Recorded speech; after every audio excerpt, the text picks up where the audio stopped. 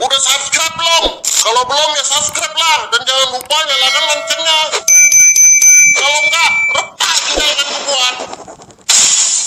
Assalamualaikum warahmatullahi wabarakatuh. Yang baru mampir di channel ini, subscribe dan juga loncengnya ditekan biar nggak ketinggalan video berikutnya yang akan saya upload di channel ini. Teman-teman, kali ini saya mau mereaksi sebuah video yang mana ini adalah video azan, tapi dalam azan ini ditambahin ucapan Sayyidina, khususnya sebelum mengucapkan nama Nabi Muhammad SAW. Biasanya yang kita tahu kan asyhadu anna Muhammadar Rasulullah, ya seperti itu yang kita tahu. Nah, di video ini ditambah asyhadu anna Sayyidana Muhammadar Rasulullah. Jadi ada kata-kata Sayyidana, tapi entahlah Sayyidina apa Sayyidana. Coba kita dengarkan dulu ya. Nah, ini saya sudah di videonya teman-teman ya. Coba kita dengarkan dulu seperti apa sih azannya. Di sini ada captionnya, boleh ke tambah-tambah dalam azan macam tuh. Oh, jadi dia bertanya, boleh nggak tuh menambah-nambahin azan semacam itu? Nak sangat tahu please. Oh, jadi dia ingin tahu banget nih gitu ya. Coba ya kita dengerin dulu.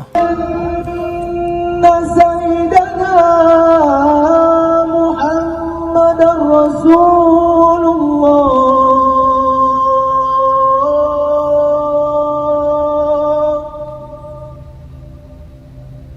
حي على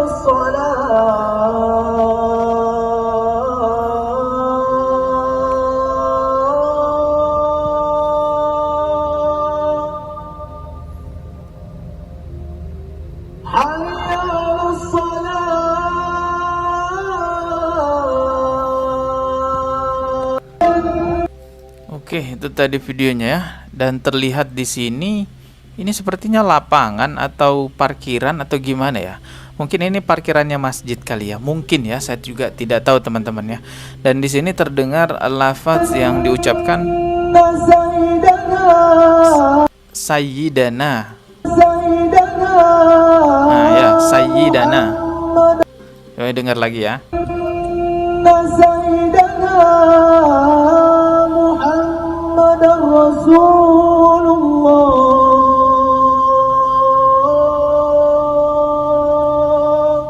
Ya, seperti itu videonya. Jujur aja saya baru dengar ada azan yang semacam ini. Selama saya menyimak di media ya, azannya Masjidil Haram, baik itu di televisi, baik itu di YouTube, tidak pernah saya mendengar di Masjidil Haram itu azan ditambahi dengan kata-kata Sayyidana atau Sayyidina. Adapun perbedaan pandangan ulama mengenai ucapan Sayyidina ini, sependek pengetahuan saya, bukan di persoalan azan, tapi di persoalan sholat, khususnya pada saat tahiyat. Ada ulama yang berpendapat boleh-boleh saja mengucapkan Sayyidina pada saat tahiyat. Ada juga ulama yang berpendapat sebaiknya tidak usah mengucapkan Sayyidina pada saat tahiyat, karena sholat itu kan sudah ditentukan bagaimana tata caranya. Itu pandangan ulama teman-teman ya. Adapun di luar dari sholat, sifatnya umum ya, banyak yang mengucapkan kata-kata Sayyidina Muhammadar Rasulullah Sallallahu Alaihi Wasallam, karena memang Rasulullah Sallallahu Alaihi Wasallam sendiri pernah bersabda, aku adalah Sayyid, pemimpin anak Adam pada hari kiamat. Lalu dalam hadis itu juga Rasulullah menjelaskan bahwasanya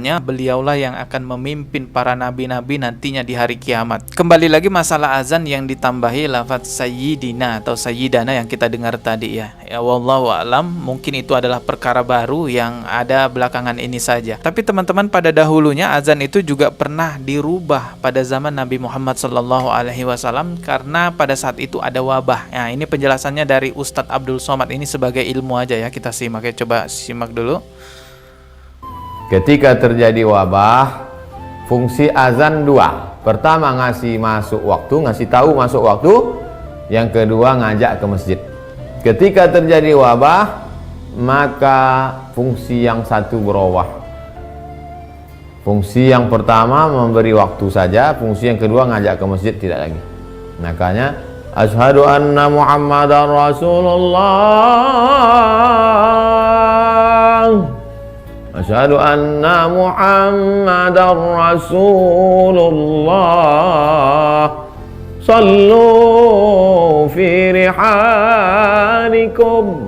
Salatlah kamu di rumah saja. Tak usah pakai bahasa Indonesia pula. Itu sunnah.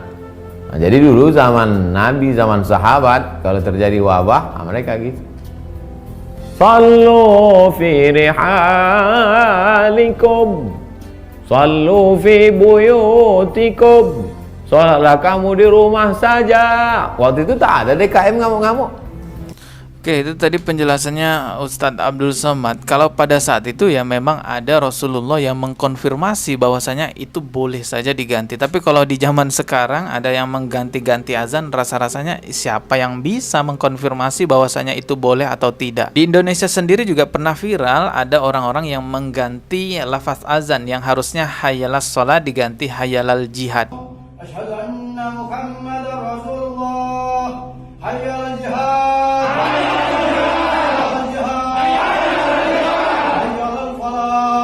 Mari sama-sama kita menjaga kemurnian agama kita agar nantinya apa yang kita wariskan kepada anak cucu kita adalah kemurnian agama Islam itu sendiri, bukan perkara yang sudah ditambahi ataupun yang dikurangi. Kita belajar dari Nabi Isa alaihissalam, banyak yang merubah-rubah syariat yang diturunkan kepada Nabi Isa alaihissalam sampai pada akhirnya peribadatannya, amaliyahnya itu banyak yang tidak logis karena memang bukan lagi murni dari Allah, syariatnya sudah dirubah-rubah pakai tangan manusia. Ya begitulah teman-teman. Tidak ada yang bisa menandingi produk syariat dari Allah Subhanahu wa taala. Kita tidak ingin hal seperti itu terjadi di agama Islam. Setiap tahun revisi Al-Qur'an, nauzubillahi min zalik, tidak akan pernah diperbolehkan dalam Islam seperti itu. Al-Qur'an surah Al-Maidah itu sudah jelas sekali bahwasanya Islam telah disempurnakan dan awal mulanya muncul azan itu tidak serta-merta muncul begitu saja. Ada proses yang dilalui oleh Rasulullah dan para sahabatnya. Sejarah singkatnya itu awal mulanya umat Islam mau menggunakan trompet sebagai panggilan sholat, tapi karena menyerupai umat Yahudi akhirnya tidak jadi.